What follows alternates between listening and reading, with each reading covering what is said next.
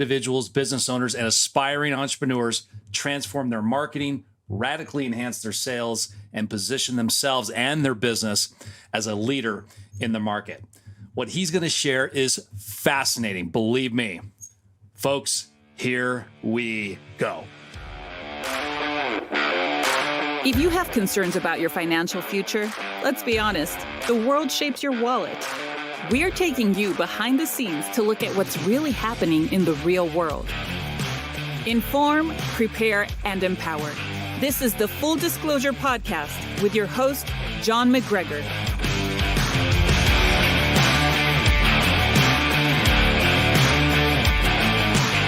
All right, before we dive in, I just want to say thanks for all your comments. I greatly appreciate them, and please keep them coming. And as a teaser for next week, you do not want to miss our next guest, who is in very high demand. So make sure you ring that bell below and hit subscribe. So our guest today is Mr. J.W. Wilson, and he's the executive director of the Learning Code Institute. And J.W. is a very, very close friend of mine, and I've known him for over 40 years. And J.W. has basically turned the entire world of traditional sales, marketing, and branding upside down. It's a complete paradigm shift from what you've ever seen in marketing. And the program he coaches is called Cracking the Marketing Code: How to Use Neuroscience to Position Your Brand as Number One in its field. Basically, what he's talking about is unstoppable marketing. And by the way, let me be clear. If you're not a business owner or you have no intention of being a business owner, there's nothing wrong with that at all. JW works with a lot of employees who want to enhance their productivity at work and grow within their company. So this show is for everybody. And I have personally embraced JW's process, and it's really been a game changer for my business and me personally and what I teach. In fact, most recently, JW and I have combined forces on a project to create a robust program that we will start teaching on our next tour in London and in Germany at the end of this month. So we're really excited about that. So stay tuned for more information there. So with that, welcome to the show, JW. Thanks so much for having me, John. Excited to be here, buddy. Great. Awesome. So we got a ton of information that we want to cover in a very short period of time. So why don't we kick it off with a background on you, where you started, and how you got to where you are as really the world's leading thought leader in neuroscience and applying that to marketing, sales, and branding. Well, really, it started with business development. When I met you on the rugby field 40 years ago, and we met each other in Hawaii, what I had an office in the Pacific where I represented everything from the Washington Post to the Paris Match. I had the top 65 publications in the world, and we would do the editorial for them, and we would sell the advertising. So we would open offices of these major publications in the Pacific. So we were their office in the Pacific. And what we learned from that was I started to do the neuroscience research at the same time. And I met a guy named Peter Drucker that said, we're in a knowledge society. And it blew me up. I don't know if you know this, but up before the 80s, we were in an industrial society. And I thought, if we're in a knowledge society, the number one asset you can have is your ability to learn. And if I can figure out how to accelerate the speed of learning, we're going to kick butt. So I had no idea what I was doing, quite frankly. I was a business guy. So I get on a plane, I go to the Salk Institute, I go to MIT, I go to Harvard, I meet the top minds in the world. And I said, guys, I got an idea. Basically, the way we're teaching people isn't working because they're forgetting it. You get a degree and your life's not the way you thought it was going to be. What I'd like to do is to develop learning systems based on neurobiology. And they basically looked at me like I was crazy. And really, because they had been doing it a certain way for so long. The other thing was, if they had some research that I was aware of, they didn't want it to come out yet, because they wanted to deliver it when they wanted to deliver it, not when we wanted to deliver it. So long story short, I came back from this trip all around the country at all these great think tanks. It was pretty depressed. And then what I did is I said, screw it. I'm just going to start looking at the research myself. And then I brought in a bunch of experts. And, we've got this book, Cracking the Learning Code, which people believe is the number one, upside down, sorry, basically the number one book in the world for understanding how we learn and change our behaviors, which fits right into marketing. So anytime you want somebody to change their behavior from what they're doing to what you want them to do, you literally have to change the neurological connections in their brain. And if you don't know how to do that, it's very difficult. And what you've probably experienced, and I'm sure everybody on the call has experienced it, basically you put something out and it's really good, people love it, and you get a high response rate. You do the exact same thing a week later or 2 weeks later, and it flatlines. And the reason why is if we don't understand the structures that we're aiming for that hold meaning in our customer, and we don't activate those, they can't make a buying decision. So what we've done is we've created the first system in the world with cracking the sales code, cracking the marketing code, that helps people understand exactly what to do to position their brand as number one in its field. So the biology of those people that resonate with that message are literally forced to bond to it. That's amazing. I've been following you for a long time. I've not heard that story, how it all started. So that's phenomenal. So the aha moment was when you realized that the traditional, you're talking to Peter Drucker, those things just were not working. And that's when you went off. And so how long have you been doing this? And talk about some of the businesses that you've been helping and working with. Well, I've done this probably, 30, 35, 40 years now. We started the research.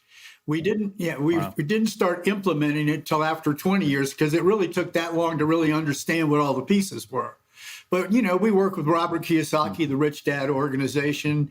We work with a lot of major companies, the Mayo Clinic, Turner Broadcasting. We presented to a lot of these big companies. We enjoy most of all working with the entrepreneurs.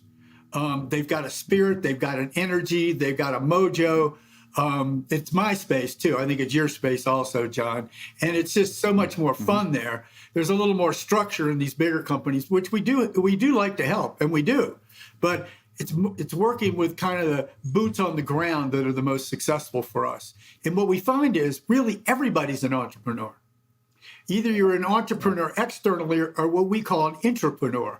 You want to get higher pay. You want to get a better position. You want whatever you want to get.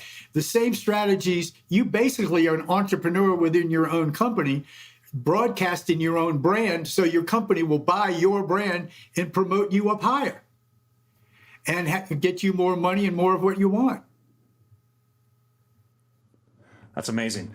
So I was on your website earlier today and I saw some of the statistics, and the one that we've all heard is 9 out of 10 businesses fail within the first 12 months or 18 months, whatever it is. It's a very low success rate for startups.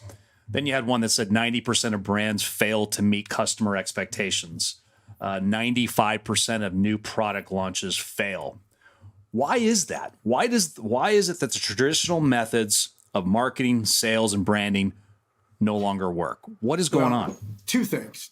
Really, the world has changed.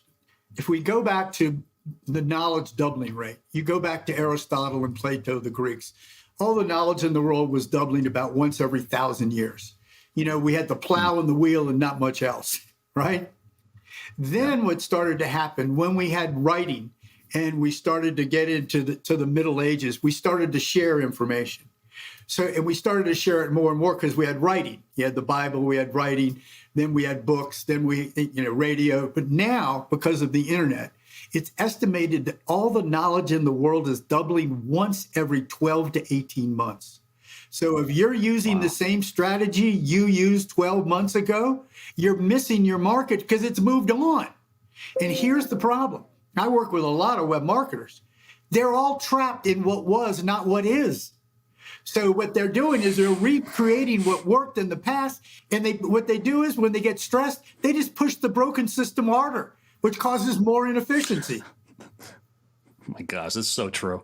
Yeah, and I talk to these guys all the time. JW, you're working twice as hard as we did 3 years ago. I said, what have you changed? Well, we're using Twitter more. It's no big change. They're using different strategies to get their information out. But the way they're delivering the information is the way the teacher delivers it. Somebody stands in front of the room and does this to you. And more needs to happen to change the structures so people change. Yeah, so, you and I talk about the educational system a lot. What's going on there? I mean, they haven't changed at all, right? For 1,000 years. It's so stressful. So think about this. 80% of us are living paycheck to paycheck. 70 to 80% of us, 70% of us say we're not happy with our lives. Do you know where we learned how to live like that? In the frickin' education system. So what they did is they taught you a bunch of, excuse my language, a bunch of stuff for you to memorize. But why did you memorize it? Did you memorize it for you or for them? For them. And when your biology understands that you're doing something for someone else so you can get something and move on, the minute you get it, the minute you get the A and you go to the next grade, literally your biology jetsons that information. And that's why it's estimated that we remember less than 2 to 3% of anything we ever memorized. So another way to say it, 98% of all that crap you memorized in school, you forgot. It's just biology. And it just stressed you out. We're going to talk about stress in a moment. You know, while we're on that subject, why don't you share that story, what you did in Canada for the school system up there, where you just completely tossed out all traditional methods of teaching? It wasn't all traditional. We just added, we're not trying to blow up the world here. What we did is we added the learning code into what they were doing. Well, what we found was that really what teachers were doing was what all teachers do. You stand in front of the room and you teach. But what they didn't know was what was meaningful to each child.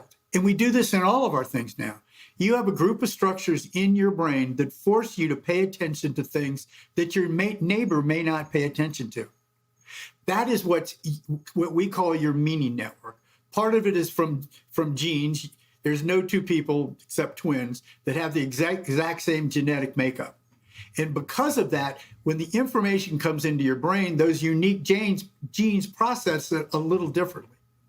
So then what happens is, after these genes process the information a little differently, it creates structures in your brain that act like a magnet that start selecting information that resonate with the structures that are already there.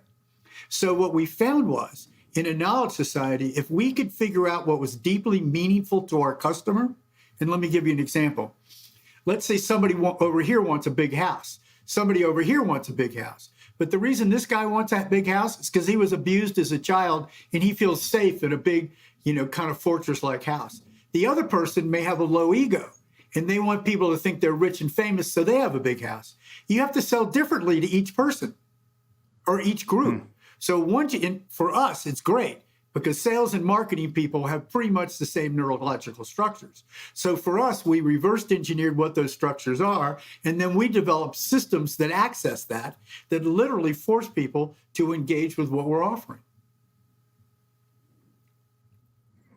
Yeah, that's great. So what happened in Canada, and what did you implement that was different? So this is really weird. So what we did was we had the room break up into groups of 3 to 5 kids. And then without the teachers, over them telling them what to do, we asked them to list 3 things that were meaningful to them in their life right now. So for one kid, it might have been, this is in 1st, 2nd grade. It might have been roller skating. It might have been playing rugby. It might have been watching movies, whatever it was. So let's say that that we know that a child is meaningful to them is playing rugby, right? And what we can do is we can then say, Bobby, we know you love rugby. I'm going to teach you about geometry, and it's going to show you better how to kick the ball into touch so you can make more scores. So the minute you hit their meaning network, now geometry is interesting to them. When the teacher says, we all need to learn geometry because next year it's going to be geometry too, that isn't the way you do it. Without accessing what's meaningful to each one of us, it doesn't stimulate our neurobiology so we even want to learn it. So basically all we did was incorporate meaning. We asked each child what was meaningful to them. They wrote it up on this. I didn't come up with this idea, the school did. They wrote next to their name the 3 things that were most meaningful to them. And the fascinating thing that happened, not only did the learning go up because the teacher knew it was meaningful to each child, so she could do what we call wrap the new information in what was meaningful to them. What happened was the children started seeing themselves for who they really were. Before that, it was who had the best clothes, whose family had the biggest car or the most expensive car. Now they could see each other for what was meaningful to them, and the relationship between the children, it was enhanced. So we've been using this strategy that we developed up there in Canada in a lot of places, and it just makes the whole educational system much more joyful and fulfilling because we're not competing against one another. We're all trying to help one another because we can see one another. And we don't see each other all as the same. A students, yes, A students are different than F students, but it's only because of their brain plan. And if we deliver the information correctly to the F students, they'll be an A student too. That's brilliant. And I understand that the scores just accelerated by hundreds of percent. Academy became the #1 school in Canada.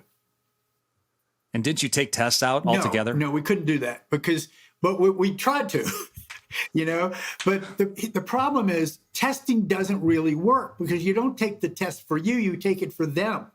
And every time you do it for them, your biology treats it differently than when you do it for you. So, but what we did do, like I'm speaking about geometry there, and what we did is we wrapped it into what was already meaningful. The structures are already in their brain, and then it bonded to that new information much more quickly. So I can see how that automatically applies to the business world, right? Oh. Right? Really understanding what's deeply meaningful to your customer. That can change everything. How you position yourself, how you present yourself on the web, all of those things, how you talk to people. That is a powerful tool. And as you always say, meaning is the holy grail of learning and behavioral change. And I know you go real deep. I mean, we're just covering at a very high level here, but that's transformative, right? It is. And I think what people can get from, this, what we're doing on this website is if we can, how do I say this on this webinar, if we can get people just to go to the website and look at some of those videos that we've got, they're going to see what we're doing with ThrivePath. It's thelearningcode.com. But they'll be able to see what we're doing in education and learning and sales that are literally changing people's structures so that what you and I are doing to help people change their relationship with being an entrepreneur and making money, they can understand how we go about that. Well, I think this would be a good segue to talk about above and below the line, because I think in my experience, that's where most people go wrong. And I'll let you explain it. But the problem I see so often at these conferences that we speak around the world is someone always comes up to me and you and says, hey, John, what do you think about, real estate? What do you think about day trading? What do you think about multi-level marketing? And now it's, what do you think about cryptocurrency? And they run off chasing the shiny new object that they think is going to make them rich overnight. And they spend thousands of dollars on an already tapped out credit card. And they buy these 20 DVDs and workbooks, and they get home and they're waiting for something to jump out and change their life. Basically, what they did was they bought hope in a box. And eventually, within a few days, if not a few weeks, that box is sitting on the floor and they haven't touched it. Or maybe they watched a DVD or two, but now they feel like they failed again. And this cycle of pain perpetuates, and they would have been better off if they hadn't even gone to that conference, frankly. But now they've failed. Now they're out of money. But here's where the problem lies. 6 to 9 months later, they're back at the same conference or a new conference chasing a new shiny new object to get rich.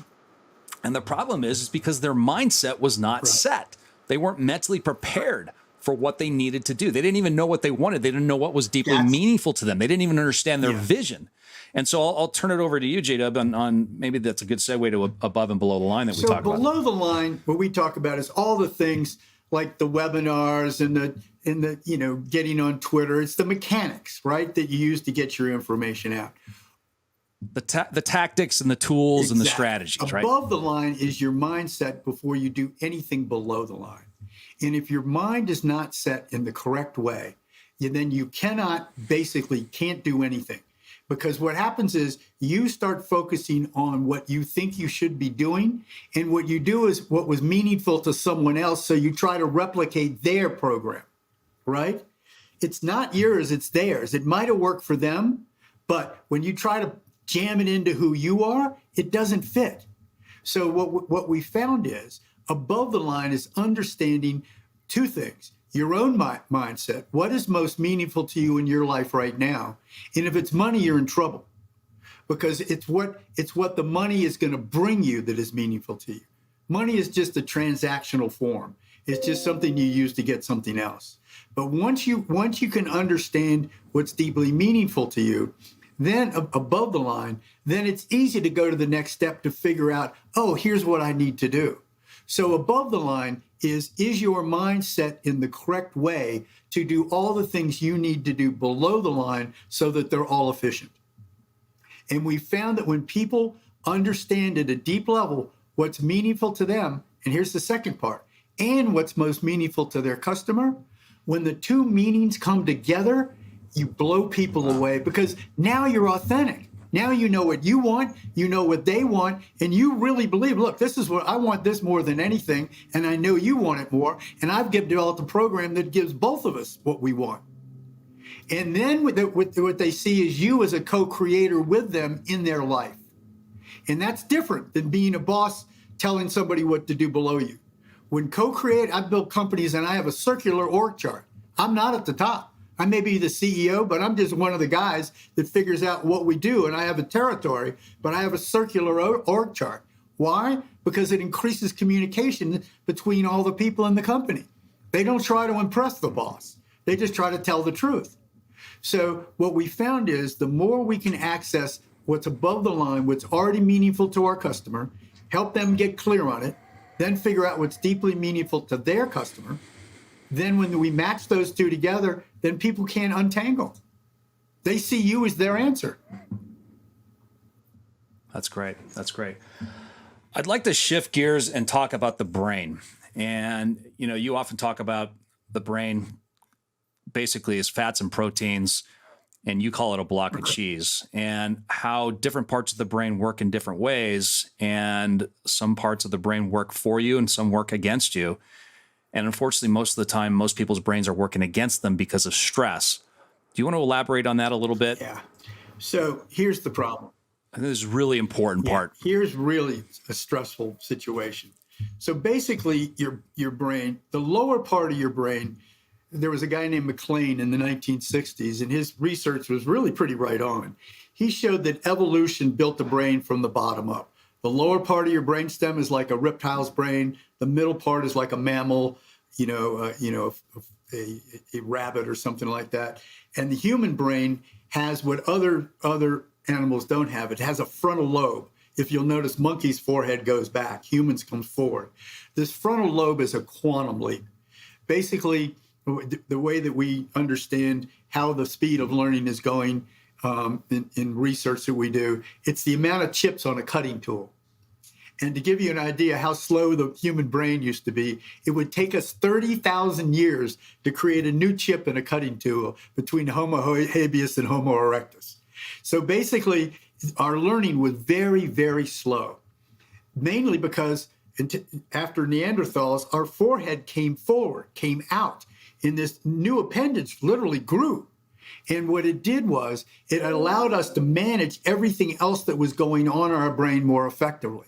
So while the lower part of your brain is creating stress, worry, and fear, this ventral mental, it's really where your third eye is, would come in, and if you're aware of it, it can mediate those emotions so that you level them out and you can see reality instead of fear.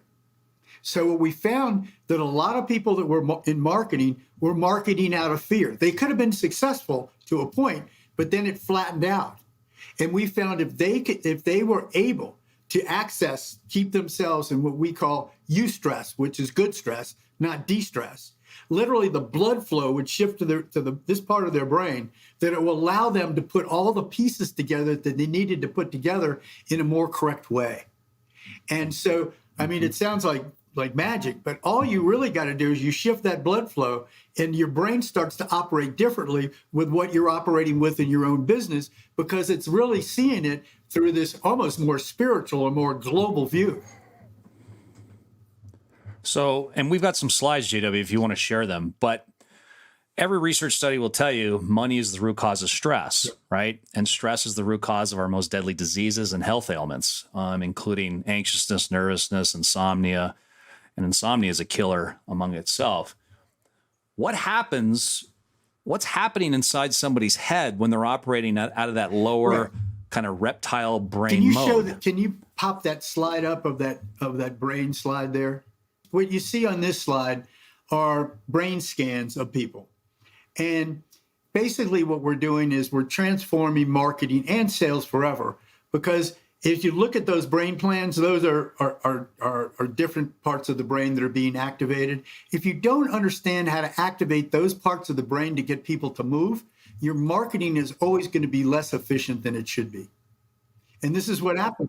So for someone who's not watching this, they're just listening to this. Can you explain? Right. So basically what I have on the screen here is 9 different, basically 12, different brain scans of brains. And it shows the different brains and the different configurations of each one. And it shows the different structures that need to be activated to get someone to move and take action.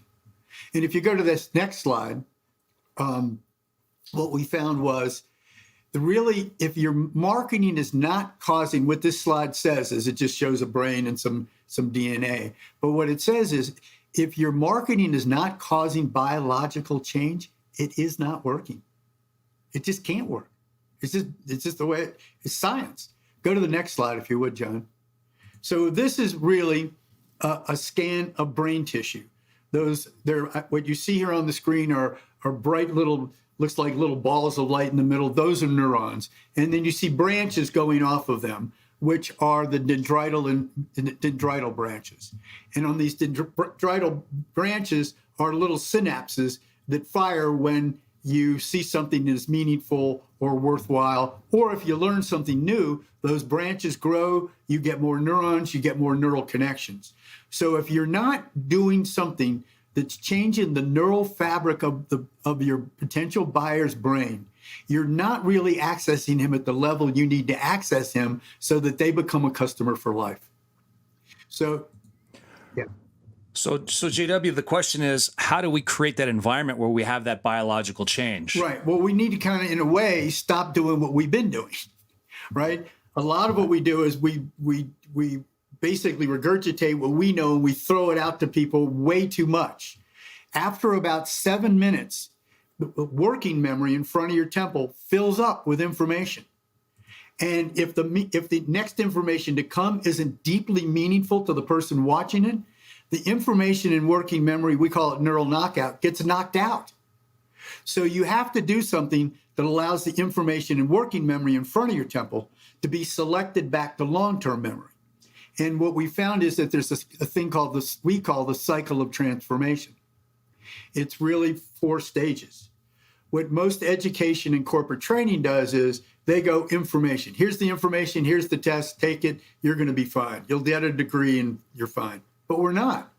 Because the 3 other stages that are so vital to creating not only neural change, but neural activation are think about when you were a kid. Your mom said, don't touch the stove, John. What did you do? Everybody does, you know? What the hell? Right. So basically, we're designed to take action with the information we get. In the education system, we don't let anybody take action. We just keep dumping information.